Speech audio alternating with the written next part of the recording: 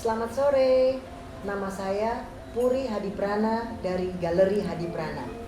Sore hari ini saya sangat bersyukur karena mempunyai seorang tamu kehormatan, seorang pelukis abstrak yang terkenal, Putu Bonus Sudiana dari Bali. Ya, terima kasih Bu sudah mengundang hadir di sini. Saya senang sekali karena sering sekali dari dulu dengar nama Putu Bonus Sudiana itu dari ayah saya, ya Pak Hendra Hadiprana. Pak Hendra Hadiprana. Dan kita saat ini sedang berada di rumahnya Pak Hendra Hadiprana yang di Bali, ya di dalam lingkungan Tanah Gajah. Tanah Gajah. Ya kalau nanti mungkin bisa dikasih lihat sama teman-teman, rumah ini nih benar-benar mencerminkan bagaimana Pak Hendra Hadiprana mulai dari sekolah di luar negeri sampai bagaimana dia jatuh cinta sama Bali, termasuk lukisannya Pak Putu Bonus Sudiana. Ya, terima kasih. Saya tuh ingin sih sebetulnya tahu gitu loh, pertama kali pertemuan Pak Putu Bonus Sudiana, boleh nggak saya panggilnya Pak Bonus? Boleh. Ya. Itu nama yang sudah gampang diingat dan untuk dipanggil juga gini. Betul. Om Heng juga kalau kita sebut Ya. Pak Hendra Hadiprana tuh sebutannya Om Heng ya. Saya pakai nama Sudiana kayak dimarahin. Sudah bonus pakai Sudiana lagi ya. Iya. Iya, karena ayah saya selalu bilang bonus Iya. gitu Iya. ya. Tapi nama bonus saya juga senang karena bonus itu kan kelihatan kayak bonus hadiah tambahan gitu ya. Bonus, very nice nih. Banyak hadiah dari Tuhan. Betul. Nah, saya jadi ingin sekali loh mengenal bonus itu sore hari ini karena kan ayah saya sudah almarhum. Jadi kita tuh nggak bisa melupakan memori sejarah bagaimana Putu Bonus Sudiana ya menjadi salah satu pelukis yang di dalam Galeri Hadiprana itu Om Heng tuh atau ayah saya tuh selalu taruhnya nih ini yang didikannya saya Om Heng gitu ya. Pasti ada sejarahnya ya, mulai pertemuannya bagaimana. Iya. Ya, saya kan hanya pernah dengar nama Galeri Hadiprana, nama Hendra Hadiprana, hanya sepintas gitu. Pada suatu ketika tahun 99 itu saya masih kos, ada seorang tua datang bawa mobil putih ke kos-kosan. Nah, setelah sampai di sana beliau tidak bilang apa-apa, cuma langsung mau lihat-lihat lukisan.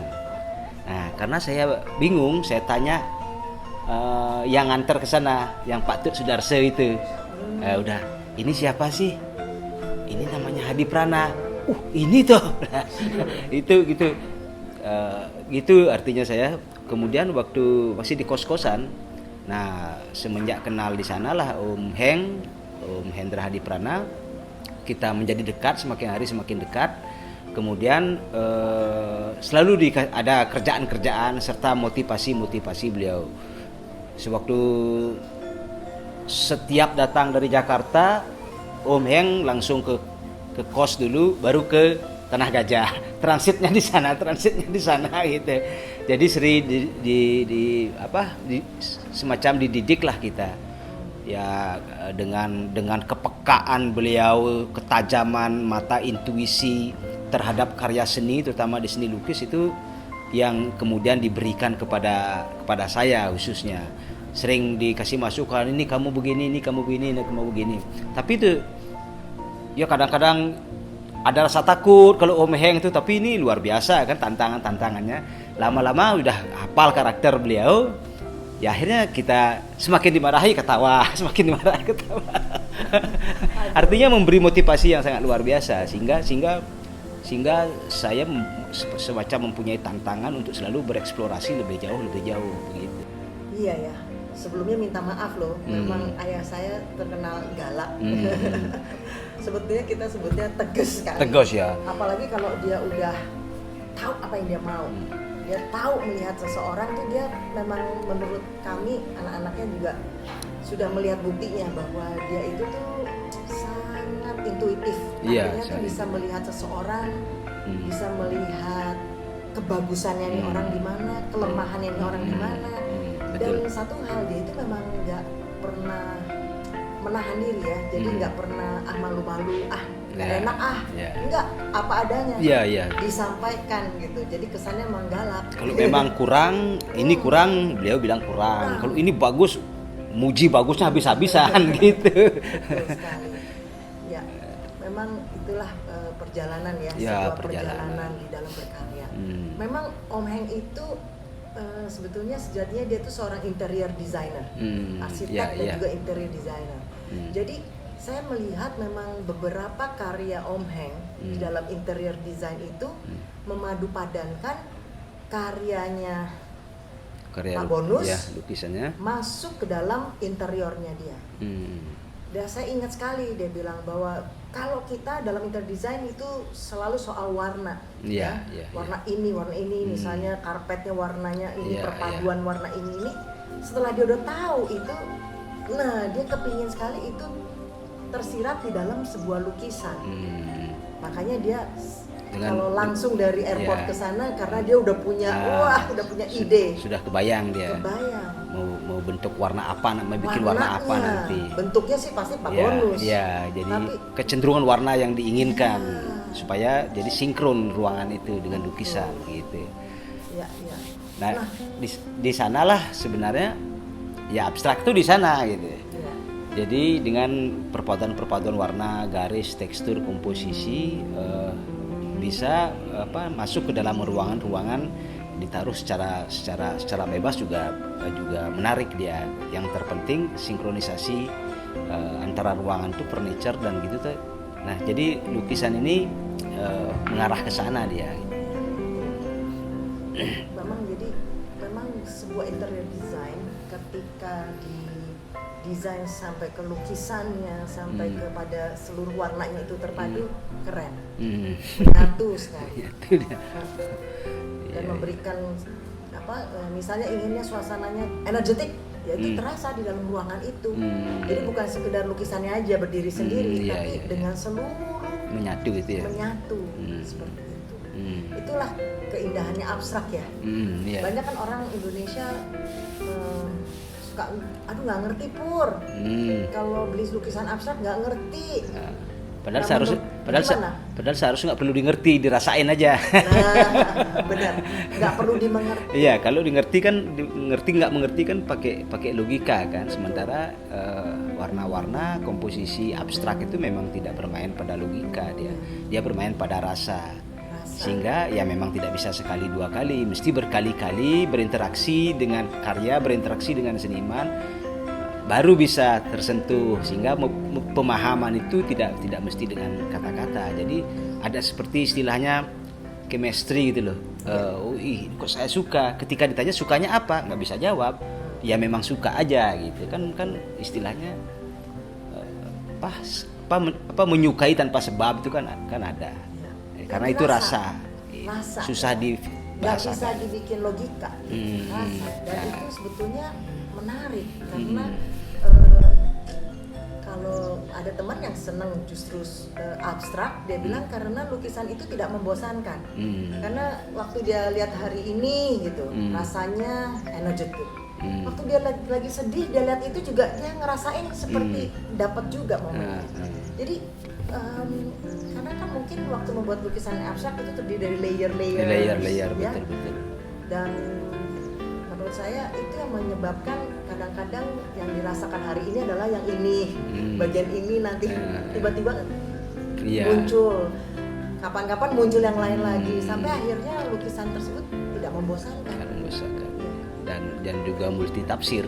Multitafsir. Dan itu yang sebetulnya menarik ya. Ya, jadi satu lukisan di satu rumah dengan beberapa kepala, jadi secara personal mereka menafsirnya beda-beda. Itu jadi dia dinamis di dalam satu ruangan itu. Itu ceritanya. Kadang-kadang kita memang kita sering ditanya gitu ya, apa sih artinya? Kadang-kadang kita coba sih Pak Bonus untuk menerjemahkan dalam tafsirannya kita sendiri. Kadang-kadang ada yang merasa, oh iya baru kelihatan gitu. kita cuma hanya bantu, tapi kita tahu suatu hari ketika dia melihat itu lagi akan ada tafsiran yang berbeda. Ya, tapi memang kadang-kadang kita mesti bantu untuk menyelami kayak orangnya waktu dilihat, oh iya ya ternyata, oh iya ada ini, oh iya seperti itu. Menarik sekali. Ya karena apa ya, melukis abstrak, kalau terutama saya kalau melukis abstrak memang tidak saya sebenarnya referensinya kan dari alam, terutama istilahnya abstrak itu dibuat dengan hati, dengan rasa lebih besar ketimbang dengan pemikiran. Nah, kemudian saya mengabstraksikan daripada alam itu, umpamanya apalagi saya seorang Nusa Penida, alam bawah sadar itu seorang anak pantai, anak pesisir. Jadi di dalam karya-karya saya itu lebih cenderung berkaitan dengan laut, dengan warna yang biru, dengan visual warna biru. Tapi tidak serta-merta saya harus melukiskan laut secara verbal, gunung secara verbal, alam secara verbal, tapi energi yang bisa dirasakan, kemudian mengambil icon-icon daripada objek itu. Memang seperti laut umpamanya begitu, kecenderungan warna biru. Nah, dinamika permainan warna biru itu biasanya saya komposisikan.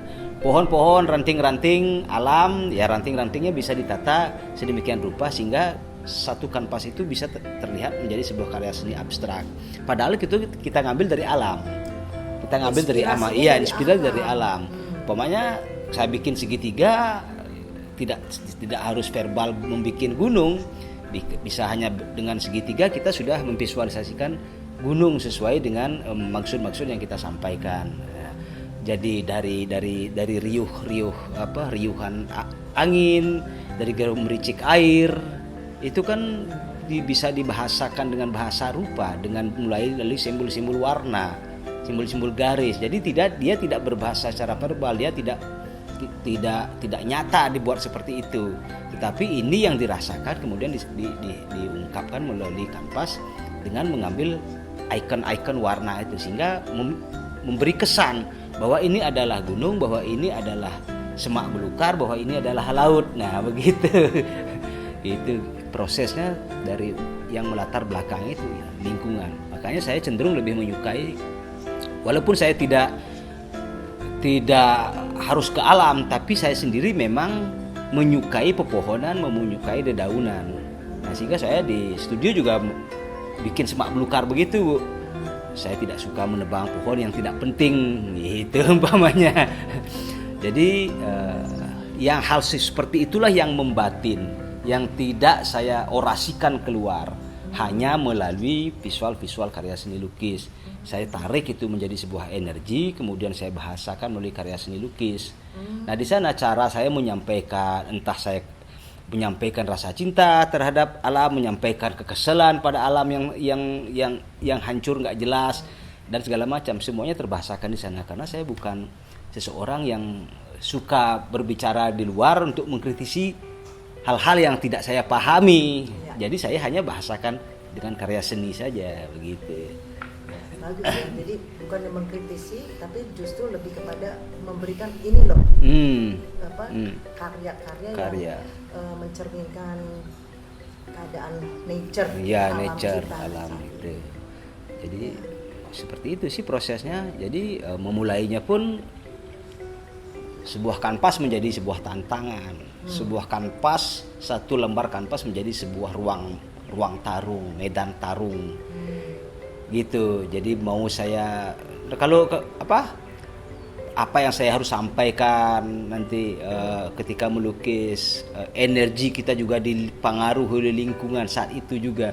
Makanya berkarya seni lukis belum tentu jadi hari itu, sekalipun terkesan sangat ekspresif, keapres secara kalau sudah selesai dilihat seperti gampang, tapi semua itu penuh pertimbangan. Jadi pertimbangan artistiknya juga, komposisi harus dipertimbangkan. Jadi semuanya ada pertimbangan. Dia tidak melulu hanya asal gitu. Semua bermain, semua ada penataan yang saya lakukan secara ekspresif. Jadi endapan ala bawah sadar di sana, apa yang saya pikirkan untuk mengeksekusi sebuah garis itu ada perhitungannya. Karena walaupun garis nanti mewakili sebuah objek, tetapi menaruh pada satu bidang itu kan mesti harus tepat. Ya. Sesuatu yang benar salah menempatkan juga akan menjadi salah. Ya. Karena ini karya seni, jadi supaya kelihatan menarik, mata melihatnya juga bagus gitu. Itu semua dipertimbangkan gitu. Tidak ada sesuatu yang saya buat sebenarnya secara spontan. Ya. Semua dipikirkan, eksekusinya spontan, tetapi sudah mulai di mana saya harus menaruh ini, di mana saya harus menaruh ini, sehingga menjadi satu karya yang harmonis. Jadi sebuah satu karya yang harmonis ya gitu. Buat suatu karya. Ya bisa gagal, bisa saja sekian menit selesai, bisa sekian hari nggak selesai, bahkan ujung-ujungnya hancur. Karena dia memulainya kita tahu, tapi berhentinya nggak tahu. Kalau abstrak itu begitu.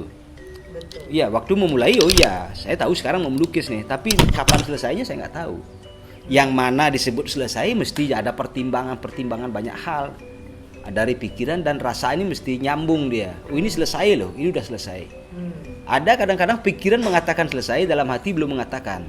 Sehingga karya ini sebenarnya kalau kanvas sudah penuh nih, ada garis, ada cat, ada segala macam, udah selesai. Di pikiran, tapi ini belum nerima. Kok ada yang kurang ya? Apa yang salah? Apa kok nggak nyaman kelihatannya? Artinya itu akhirnya berapa hari lagi dilihat, besok bisa aja saya lihat dia berubah, keren ini, atau malah dihancurin gitu. Jadi pertimbangan memutuskan selesai itulah yang sebenarnya kesulitannya pada lukisan abstrak yang saya lakukan. Keputusan memutuskan selesai itu. Ya, Itu. ya, betul. Saya ingat tuh Pak Om Heng ya, ayah saya tuh selalu bilang hati-hati. Oh, iya. Tangan kamu mengkhianati kamu. Iya, betul. Ingat nggak? Iya. Bonus, tangan kamu mengkhianati kamu gitu. Iya, betul itu. Karena kan tangan ini kecepatan gitu loh. Jadi padahal mesti ada kontrol. Kelihayan tangan ini terlalu karena sudah fasih dia menggaris dan memainkan kuas. Padahal hati itu jangan begitu, tapi tangan mesti jadi. Itu yang membuat hasilnya menjadi tidak sinkron antara pikiran dan perasaan itu. Kalau tangan digerakkan oleh pikiran. Kalau dia loss itu, iya. Itu ada pertimbangan ini itu kan mainan logika itu. Di sini begini. Sering juga saya melukis terlalu banyak mikir, akhirnya paling sering gagal. Gitu, paling sering gagal. Ternyata harus di-losskan begitu saja dia. Sehingga nanti baru dilihat lagi setelah setengah selesai itu selesai gitu. Untuk menutupi kekurangannya, ngatur dan segala macamnya gitu. Justru kalau melukis abstrak harus ada satu kebebasan ya. Berekspresi, ya kan? Kalau enggak malah terlalu banyak mikir tadi malah gagal. Banyak mikir, karena tidak semua bisa diajak banyak mikir. Ya, kalau sistem teknik melukis saya seperti itu gitu. Kalau untuk rencana pameran di Galeri Hadi Prana. Ya betul. Apa nih yang dipersiapkan? Ya tentu yang pertama lukisan sudah ready. Gitu. Temanya apa dong? Temanya ya tentang kecintaan kita terhadap Nusantara yang alamnya sangat luar biasa, yang tidak bisa habis-habis dieksplor dalam kancah berkesenian. Ya. Dan itu yang nanti saya akumulasikan menjadi sebuah karya di dalam satu ruangan pameran yang bernama Hadi Prana Gallery ini gitu. Jadi karena karya sudah saya buat jauh-jauh hari, jadi hanya saya tinggal memilih, menyeleksi, mengkurasi sendiri supaya karya satu dengan karya yang lain itu mempunyai latar belakang konsep yang sama. Ini karena ini temanya nanti tentang merespon alam yang ada di Nusantara ini. Dalam artian bukan saya seluruh Indonesia keluar, enggak. Yang namanya pohon di mana-mana sama kan. Ya sawah di mana-mana sama. Jadi energi agrarisnya negeri ini. Ya, energi agrarisnya negeri ini yang nanti divisualisasikan dalam bentuk karya seni lukis yang bergender abstrak. Gitu. Jadi bukan berarti saya harus kalau di pulau sana nggak begitu, karena karena sudah pikirannya ke Nusantara bahwa semuanya sebenarnya ya alam tuh ya sama, cuman memang di Indonesia sangat agraris kan, sawah dan segala macam, pohon-pohon, hutan-hutan dan segala macam. Saya hanya mengambil bagian-bagian hal-hal yang positif yang saya lihat, tidak dalam posisi mengkritisi bahwa di sana hancur dan segala macam. Tidak, itu bukan kapasitas saya, mata juga terbatas untuk melihat itu kan. Jadi saya hanya merespon yang indah-indah aja supaya menjadi hidup energi lebih bagus kan. Iya, karya juga dihasilkan menampilkan vibrasi-vibrasi yang positif gitu. Artinya kalau kita ngomong vibrasi ya, artinya menurut Pak Bonus, seseorang ketika memiliki lukisannya Pak Bonus itu merasakan vibrasi tersebut. Diharapkan merasakan ada vibrasi energi yang positif, begitu kan? Iya, karena kan ketika lukisan itu dipilih, karena waktu dia memilih dia sudah merasakan. Dari sekian puluh lukisan, ini yang dia cocok gitu umpamanya. Mungkin tidak hanya sekedar soal warna saja, mungkin tidak hanya soal objek saja, tetapi ada rasa yang bisa melekat dengan karya itu, sehingga memungkinkan untuk dipilih. Ketika ditaruh di rumahnya, dia karena sudah sinkron antara yang ngambil lukisan ini sama lukisan itu, jadi satu energi rumah itu dipengaruhi. Jadi ada rasa gembira, ada rasa senang. Kalau itu kan cahaya luar biasa buat kehidupan, buat rumah, buat batin dan segala macamnya. Itu sehingga itu bisa memberikan semacam healing gitu, sehingga menjadi menyehatkan istilahnya. Karena sebenarnya energi itu kan warna. Jadi lukisan saya karena mendominasi dengan warna-warna, dengan susunan warna, ini kan memberikan vibrasi pada rumah, kepada batin. Artinya begini, kalau lukisan saya umpamanya nuansanya lebih cenderung biru ya. Seseorang yang memang mempunyai energi yang kecenderungan biru atau kecintaannya terhadap warna biru, itu akan memilihnya itu gitu. Tidak iya gitu. Kalau umpamanya teman-teman saya, kayak teman baik saya gitu, semua pada suka warna biru. Ya, gitu. Jadi ketika memang lihat warna biru itu seperti kayak memberikan rasa tenang, rasa gembira, punya rasa yang, jadi memang ada satu kecocokan. Nah, sehingga dia memilih itu karena harapannya nanti ini kan memberikan vibrasi positif. Nah, pagi mau berangkat kerja ada lukisan, jadi lebih semangat gitu ceritanya. Makanya terus terang itu menjadi visinya dari Galeri Hadi Prana. Daripada memberikan kritik yang negatif, kalau saya selalu begitu ya, bahwa daripada memberikan kritik yang negatif atau sarkastik ya, kenapa kita nggak memberikan yang positif, ya kan? Karena dunia ini udah banyak yang sarkastik di dalam grup chat, di dalam itu udah penuh dah, itu udah informasi yang masuk ya ke dalam pikiran kita, dan itu tertimbun terus-menerus di pikiran kita. Jadi kita terpengaruh jadinya. Betul, sadar tidak sadar di alam bawah sadar kita bisa jadi negatif. Tapi dengan kita berharap ya, dengan adanya karya lukisan-lukisan yang memang ketika dibuat di awalnya saja sudah mempunyai harapan ke depannya bahwa ini memberikan vibrasi yang positif, dan itu yang akan tercapai. Menurut saya itu penting gitu loh. Ketika seorang pelukis melukis itu bukannya dengan posisi lagi marah atau lagi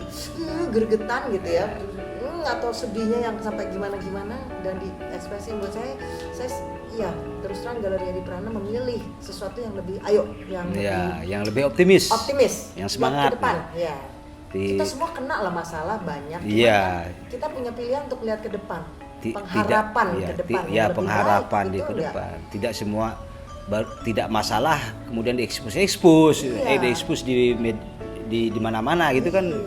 Jadi kan yang masalah tetap ada masalah, namanya hidup kan. Nggak ada masalah juga sebenarnya hidup juga memang sudah masalah. Betul. Kan.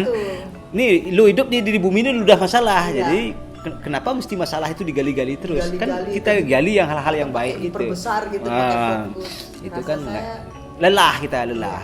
Energi habis, umur semakin berkurang, energi semakin habis.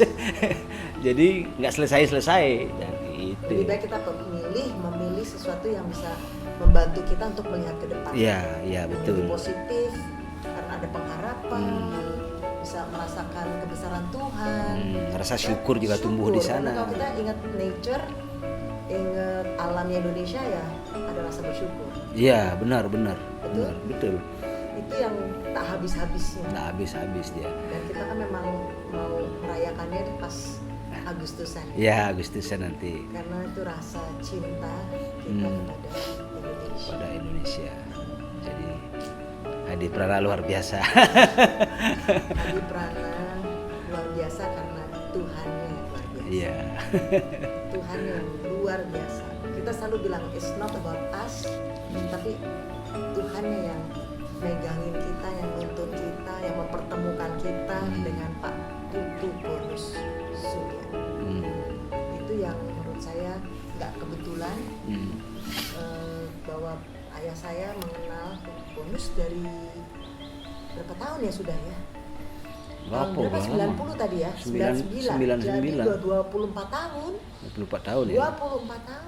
Iya, waktu itu anak saya masih belum 1 tahun tuh. Nah, yang paling nomor Yang satu. ini 25 sekarang, bener 24. 20. Sekarang udah bisa bikin video kita. Ya, saya berharap dengan karyanya Pak Putu Bonus Sudiana dan juga dengan berada nanti Pak Putu Bonus kan ke ini ya ke Jakarta. Mungkin kita bikin yuk acara-acara yang bisa lebih memasyarakatkan abstrak. Boleh.